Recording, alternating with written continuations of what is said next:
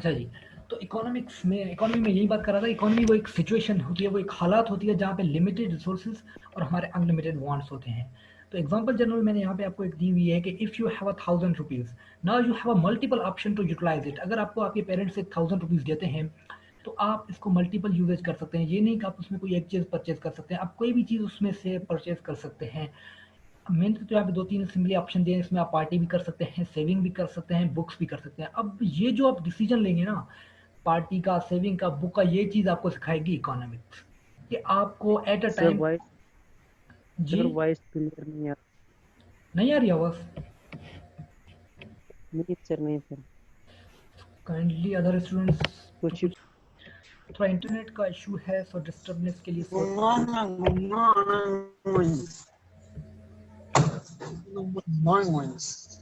अभी क्लियर है? So kindly आप म्यूट कर दें, वरना मैं यहाँ पे आप सबको म्यूट कर रहा हूँ प्लीज़। आप चैट बॉक्स इस्तेमाल कर सर सकते हैं। इमीडिएटली। आप चैट बॉक्स इस्तेमाल कर सकते हैं। ओके, फाइनली मैं आपको 10 टू 15 मिनट्स आप सबको दूंगा। आप मुझे क्वेश्चंस कर सकते हैं लाइव क्लासेस में भी, उसके बाद आप ग्रुप में मेरा जो नंबर निकलता है वहाँ पे मुझे क्वेश्चन कर सकते हैं। तो काइंडली यहाँ पे आप डिस्टर्बनेस ना पैदा कीजिए प्लीज़। हाँ, अगर मेरी वॉइस नहीं आ रही है तो आप चैट बॉक्स का इस्तेमाल करें, वहाँ पे मैं चेक करता रहूँगा अगर कोई voice.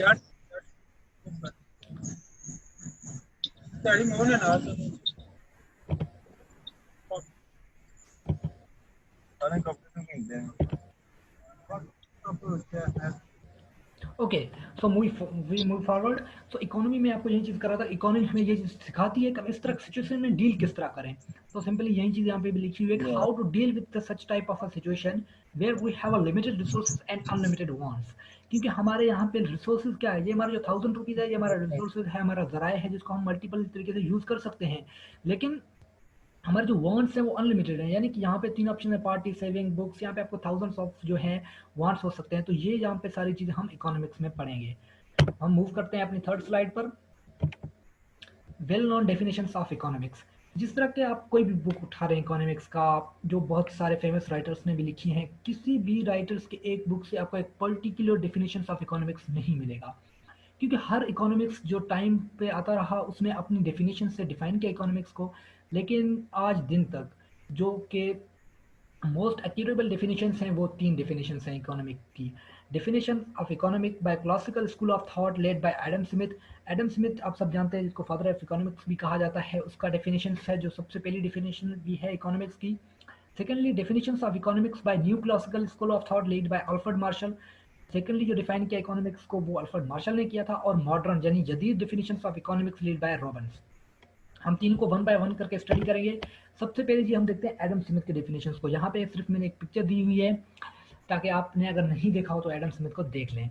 So Adam Smith, which also known as the father of economics, wrote a book in 1776 AD title was an inquiry to the nature and causes of wealth of nation। तो Adam Smith, जिसको father of economics भी कहा जाता है, उन्होंने 1776 में एक book लिखी जिसका जो फुल नेम था, आप सब जानते होंगे शायद उसको, वेल्थ ऑफ नेशन के नाम से। लेकिन उसका जो फुल नेम था वो inquiry to the nature and causes of wealth of nation. तो Smith define economics as a science of wealth.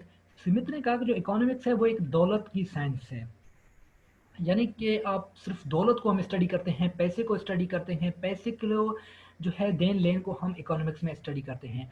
और we can study through it is 4 factor. उसने कहा हम उसको, उसके जो 4 फैक्टर्स होते हैं, production of wealth, consumption of wealth, exchange and distribution. Production आप सबने पढ़ी होगी, लैंड लेबर कैपिटल ऑर्गेनाइजेशन जब मिलते हैं तो हमारी प्रोडक्शन होती है। जब हम उसकी प्रोडक्शन कर रहे होते हैं वेल्थ की, उसके बाद हम कंजप्शन कर रहे होते हैं वेल्थ की, यानी जब हम उसे कंज्यूम करते हैं। एक्सचेंज जब उसको हम मटासटा करते हैं। डिस्ट्रीब्यूशन यानी कि हम जब उसको डिस्ट्रीब्यूट कर रहे होते हैं फैक्टर ऑफ प्रोडक्शन में। तो ये हमारी जो थी स्मिथ की डेफिनेशन थी। फिफ्थ नंबर पर जो हमारी डेफिनेशन स्लाइड के जो है मार्शल डेफिनेशन। मार्शल ने तकरीबन 120 साल तक, यानी कि जो है 1776 में जो अपनी डेफिनेशन दी थी स्मिथ ने, 1890 तक वो डेफिनेशन वेल्ड रही। लेकिन approximately 120 years after Smith book in economics in 1819 Alfred Marshall wrote a book on the title principle of economics। Alfred Marshall ने जो बुक लिखा था उसका टाइटल था प्रिंसिपल ऑफ इकोनॉमिक्स। जो मार्शल था उन्होंने क्रिटिसाइज किया स्मिथ को। Marshall criticise Smith theory. According to Marshall, economics is not only study of the wealth, wealth is just a single factor. इन्होंने ये कहा कि भाई जो इकोनॉमिक्स है वो सिर्फ वेल्थ की स्टडी नहीं है, वेल्थ तो सिर्फ एक सिंगल फैक्टर है, यानी कि दौलत जो है एक सिर्फ सिंगल फैक्टर है जिसको हम सिर्फ यूटिलाइज करते हैं अपनी आरामदायक चीज़ों को जो है कंज्यूम करने के लिए।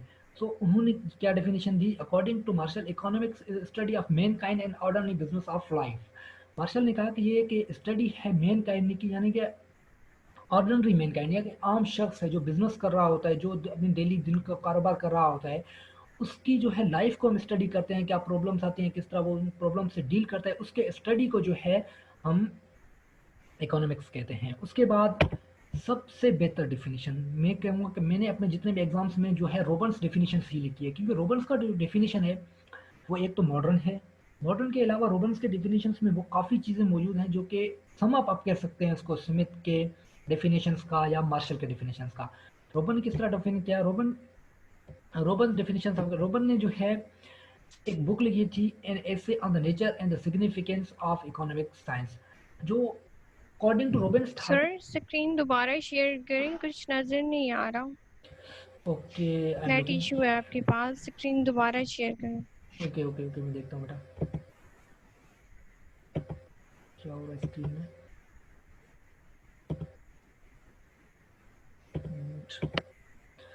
अभी देखें, अरे बेटा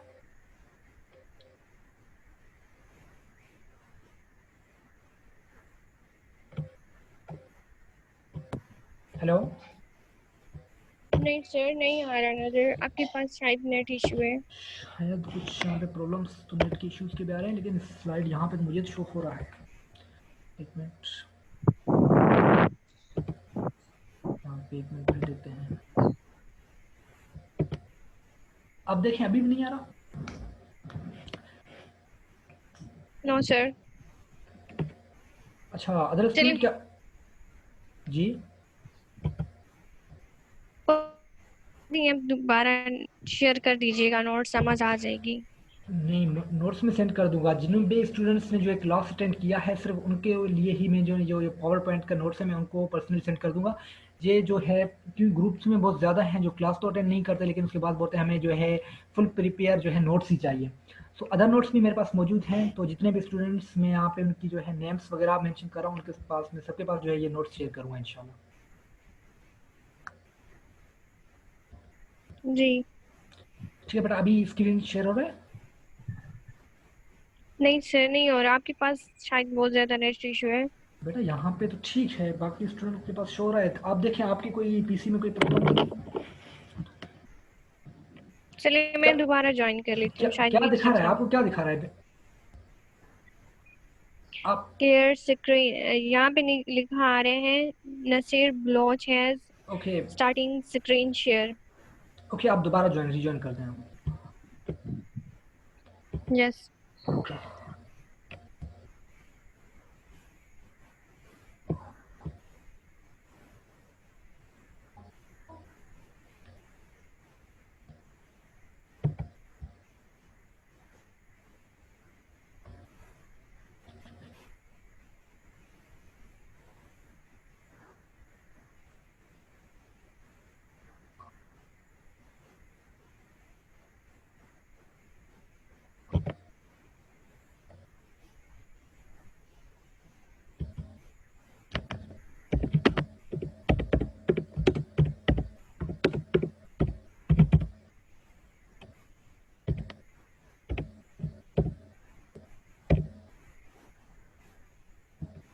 हेलो।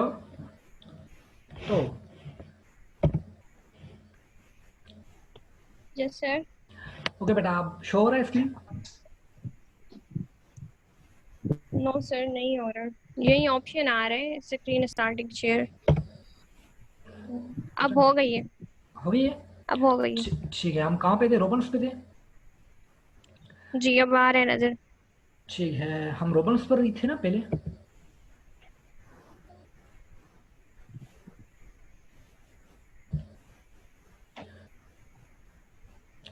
अच्छा जी, तो हम मूव करते हैं आगे। तो रॉबन्स ने जो डेफिनेशन दी थी, एंड उसने एक बुक लिखी थी जिसका नाम था an essay on the nature and significance of economic science.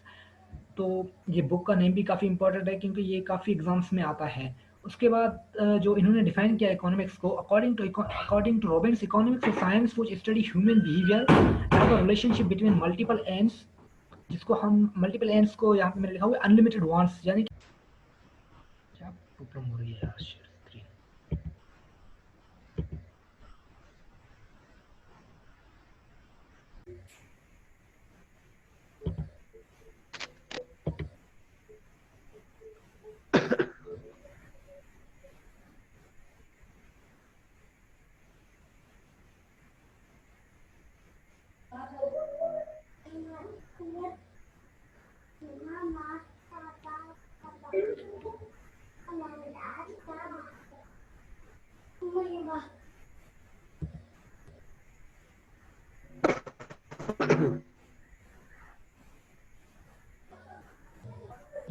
अच्छा, तो जो इन्होंने according to Robbins economics science which study human behaviour as a relation between multiple ends scarce means and alternative which have alternative uses. तो अब देखिए according जो उन्होंने कहा इकोनॉमिक्स की जो रॉबिन्स ने डेफिनेशन दी, उन्होंने कहा कि वो एक ह्यूमन बिहेवियर को जो है स्टडी करता है। अब जब यहाँ पे ह्यूमन बिहेवियर का सवाल आता है तो ह्यूमन बिहेवियर को एक सबको तो इकोनॉमिक्स स्टडी नहीं करता, क्योंकि हमारे पास साइकोलॉजी का सब्जेक्ट अलग से पढ़ा हुआ है। तो वो क्या करेंगे अगर हम इकोनॉमिक्स ह्यूमन बिहेवियर को भी स्टडी करें। तो ये कहा इन्होंने ह्यूमन बिहेवियर को जो स्टडी इकोनॉमिक्स करता है, पर रिलेशनशिप करता है मल्टीपल एंड्स, यानी कि हमारे अनलिमिटेड है। काइंडली ये स्क्रीन को टच ना करें प्लीज। कौन है थर्मुला सुदकार, काइंडली प्लीज। ओके जी, जो हमारे एंड्स यानी काफ़ी जगहों पर आपके इसके डिफिनेशंस में मल्टीपल एंड्स नहीं मिलेगा। आपको समझाने के लिए मैंने यहाँ पे लिखा हुआ है कि मल्टीपल एंड्स यानी कि अनलिमिटेड वांट्स। रॉबिन्स ने कहा कि ह्यूमन के वांट्स अनलिमिटेड हैं। स्केयर मीन्स आप ये चीज़ लिख लें कि मल्टीपल एंड्स जो है हमारे अनलिमिटेड वांट्स को कहा जाता है। स्केयर मीन्स हमारे लिमिटेड रिसोर्सेज को कहा जाता है। और विच हैव अल्टरनेटिव यूजेज, जिसके हमारे पास अल्टरनेटिव यानी मल्टीपल यूजेज होते हैं, उसको हम किस तरह बेस्ट नमूने से यूटिलाइज कर सकते हैं, उसके स्टडी को जो है हम इकोनॉमिक्स बोलते हैं अकॉर्डिंग टू रॉबिन्स। ठीक है जी, उसके बाद हम मूव करते हैं अपने सेंस स्लाइड पर।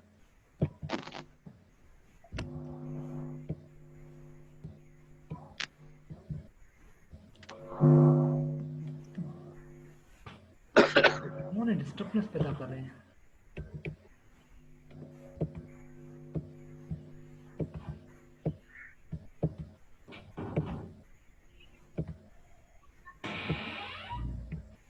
अच्छा जी, so far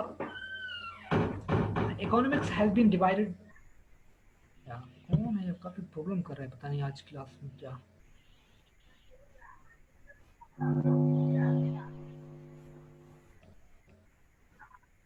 सर इनको बोलिए अपनी वॉइस। तो बेटा मैंने सबको बोला हुआ है, लेकिन कोई सब अपनी चला रहे हैं। तो मैं यहाँ पे सबको म्यूट कर दूँ तो जिनके क्वेश्चन बेटे होंगे वो कहाँ से कर पाएंगे। सो इनके लिए मैंने यहाँ अनम्यूट किया हुआ है सबको। शायद अब मुझे इन सबको म्यूट करना पड़ेगा।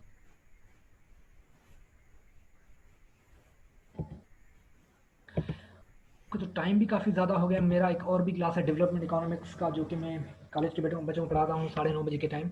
सो जल्दी से इसको फिनिश करते हैं क्योंकि फ्री ऑफ कॉस्ट में इतना ही चल रहा है। तो चलिए ये स्टार्ट करते हैं। अच्छा जी, तो यहाँ पे इकोनॉमिक्स जो है हमारा has been divided into two parts by Ragnar fridge.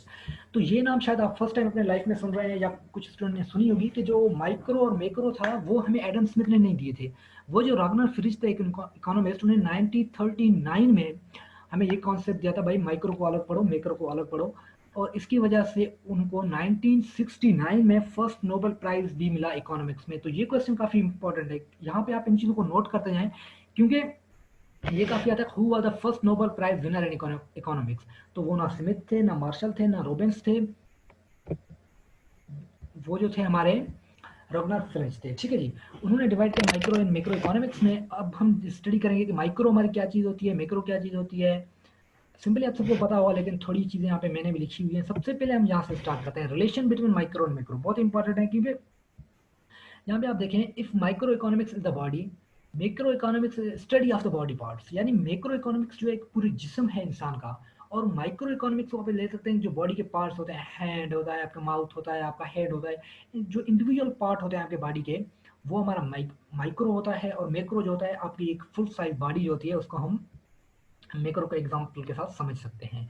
ठीक है, तो इकोनॉमिक्स को समझने के लिए हमें माइक्रो को समझना बहुत ही इंपॉर्टेंट है, क्योंकि यहाँ पे जैसे लिखा हुआ है मैंने कि Doctor must have the perfect knowledge of the body parts, only then he she can understand the body as whole। whole. Similarly, doctors should be aware about the different types of body, like body of child, old age, etc. Only then she can understand various body parts. यानी doctors को various body parts का जो है knowledge होना चाहिए, तभी तो वो बॉडी का इलाज कर पाएगा। अगर हमें माइक्रो का ही पता नहीं तो हम मैक्रो से किस तरह डील कर सकते हैं। तो सिंपली यही चीज़ यहाँ पे लिखी हुई है। उसके बाद हम यहाँ पे आते हैं micro mean small and macro mean large. आप सब जानते हैं कि माइक्रो जो millionth part of a thing को हम माइक्रो बोलते हैं, मैक्रो सिंपली हम लार्ज चीज को बोलते हैं। Micro economics deal with the analysis of small individual units of the economy such as the individual consumer, individual firms and small aggregate are groups of individual units such as the various industry and markets. Macroeconomics deal with the analysis of the economy as a whole, and it is large aggregates such as the national output and income, total employment, total consumption, aggregate investment, etc. Move करते हैं head पर। अब क्या differentiate है हमारे micro and macro economics में?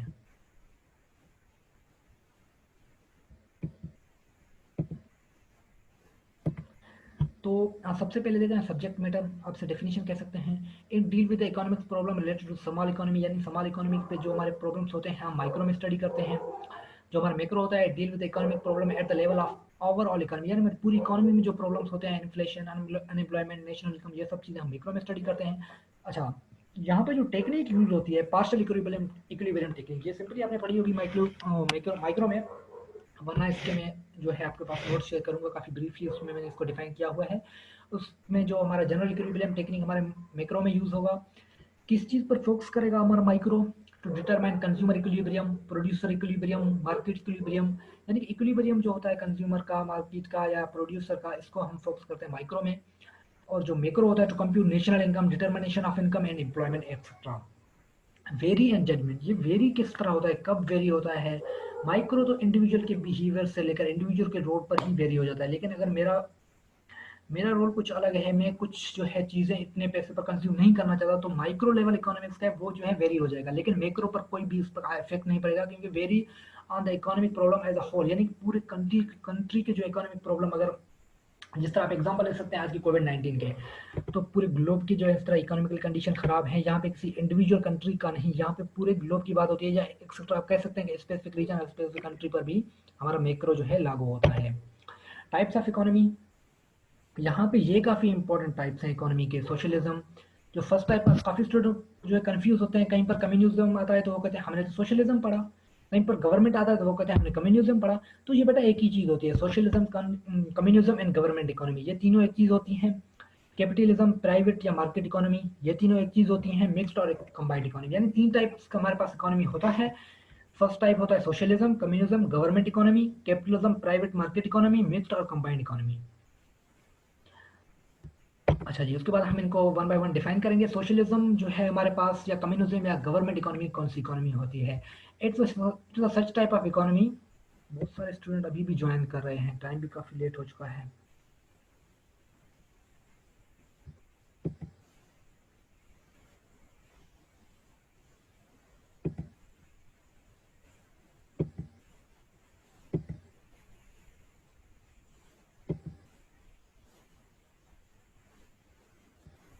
Hello, क्या मेरी आवाज़ आ रही है? Yes sir. ओके बेटा, तो कंटिन्यू करते हैं।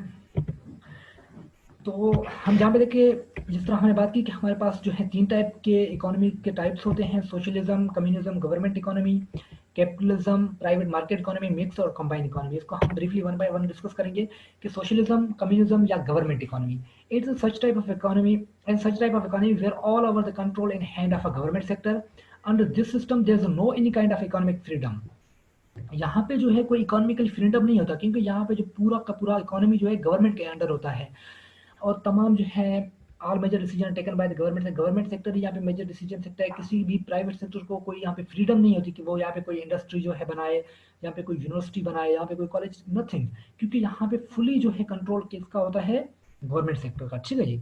उसके बाद private sector does not interfere in the decision of government sector. यहाँ पे जो है प्राइवेट सेक्टर बिल्कुल भी इंटरफेयर नहीं करते गवर्नमेंट सेक्टर के डिसीजन में। All decision are based on creating social welfare. यहाँ पे गवर्नमेंट का ये एम नहीं होता कि हमें पैसा कमाना है, यहाँ पे सिर्फ एक ही एम होता है कि यहाँ पे सोशल वेलफेयर, अवामी जो है भलाई व महबूद के काम यहाँ पे किए जाते हैं। जहाँ पे मैंने कुछ कंट्री मेंशन किए हुए हैं जो socialism below mention few country which run by the government economy, या जो कुछ कंट्रीज हैं जो सोशलिज्म या गवर्नमेंट इकोनॉमी को रन करते हैं, जिसमें हमारा चाइना है। तो आप जानते हैं कि इसकी पॉपुलेशन बहुत ज़्यादा है, लेकिन फिर भी डेवलप्ड कंट्री है। कनाडा भी एक डेवलप्ड कंट्री के जो है प्रोसेस में आता है। डेनमार्क और न्यूजीलैंड, बहुत सारे कंट्रीज हैं, लेकिन ये 4 मेजर कंट्रीज इसमें आते हैं।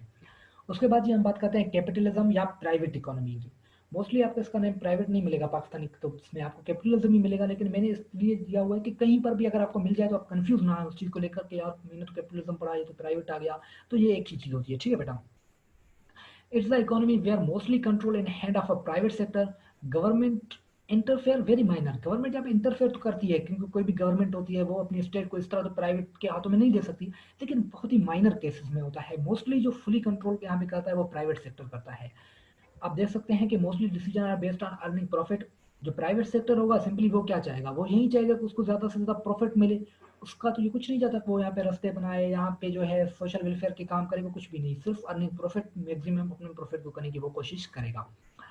सेकंड पॉइंट है कि private sector run private schools, college, university. ये यहाँ पे स्कूल्स जो है वो भी प्राइवेट बनाएगा। गरीब के बच्चों को यहाँ पे एडमिशन नहीं मिलेगी, उनको पैसा नहीं होगा। आप यहाँ पे एग्जांपल ले सकते हैं, बीकन हाउस है हमारे पास हम कैपिटलिज्म में एग्जिस्ट नहीं करते, लेकिन फिर भी अगर प्राइवेट इकोनॉमी जहाँ पे रन होगा तो वहाँ पे इस तरह के स्कूल होंगे जहाँ पे 15 से 20 हज़ार रुपये आपको पर मंथ, जहाँ पे गरीब का बच्चा तो इम्पॉसिबल है वहाँ पे एडमिशन ले सके। कॉलेज भी होते हैं काफ़ी सारे, यूनिवर्सिटीज, हॉस्पिटल, बहुत सारे एक्सेट्रा चीज़ इसमें आ जाते हैं। कुछ मेंशन कंट्रीज हैं जो प्राइवेट इकोनॉमी रन करते हैं। सिंगापुर आप देख सकते हैं, एक ड्रीम कंट्री, एक वर्ल्ड जो है डेवलप्ड कंट्री है, वहाँ पे प्राइवेट इकोनॉमी रन होती है। आपका यूनाइटेड स्टेट अरब अमारात है और हांगकांग है। अच्छा जी, उसके बाद हमारे पास आते हैं मिक्स या कंबाइंड इकोनॉमी। ये एक इस तरह की इकोनॉमी होती है जहाँ पे आपका प्राइवेट सेक्टर भी होता है, गवर्नमेंट भी सेक्टर होता है, जो इंटरफेयर करके कोई भी डिसीजन लेते हैं एक साथ मिलकर, ठीक है जी। It's economic economy where all over control in hand of a government plus private sector. यहाँ पे ना तो सिर्फ गवर्नमेंट सेक्टर के हाथ में होता है, ना प्राइवेट सेक्टर के, बोथ जो है इंटर सेक्टर के कोई डिसीजन लेते हैं। All major decision to when both be agreed. कोई भी मेजर डिसीजन तभी लिया जा सकता है जब दोनों एग्रीड हों, एक के एग्रीड से कभी भी जो है डिसीजन नहीं लिया जा सकता। All decision are based on creating social welfare as well as earning profit. जो डिसीजन होते हैं वो सोशल वेलफेयर को भी मद्देनजर रखा जाता है। हेलो, ओके जी, तो बस हम फिनिश ही करने वाले हैं। So below mention few country which run by mix economy.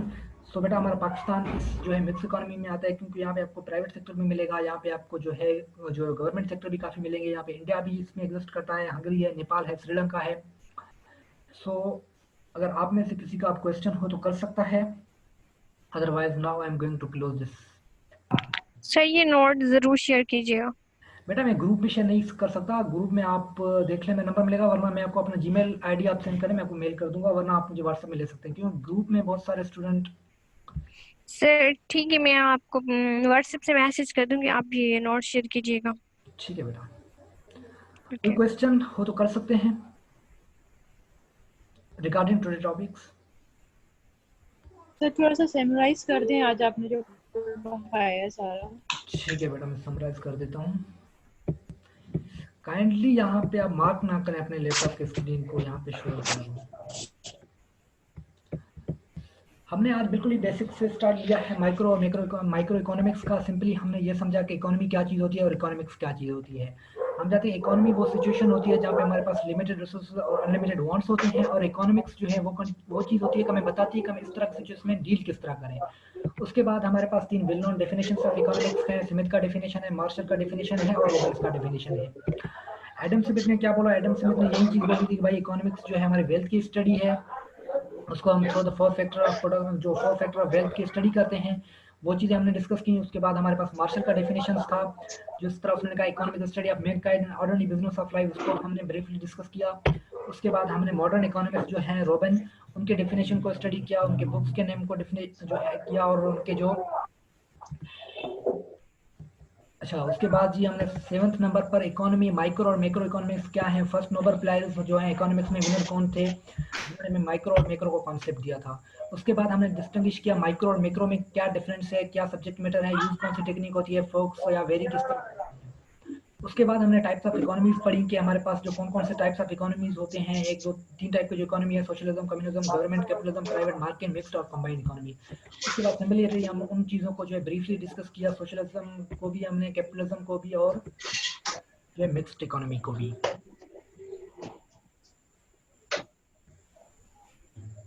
तो थैंक यू बेटा, आज का क्लास यहीं पर हम क्लोज करते हैं। इंशाल्लाह नेक्स्ट क्लास के लिए मैं आपको दोबारा उसी दिन लिंक शेयर करूंगा। उसके बाद आपको एक चीज़ बताता चलूँ, हम डेवलपमेंट इकोनॉमिक्स की भी हमारे क्लासेस होते हैं। उसके बाद अलग ग्रुप से मैं आपको उसमें हेलो जी बेटा बोलिए। हाँ जी, काइंडली प्लीज इंट्रोड्यूस योरसेल्फ, आप कहाँ पे पढ़ाते हैं, कहाँ से हैं?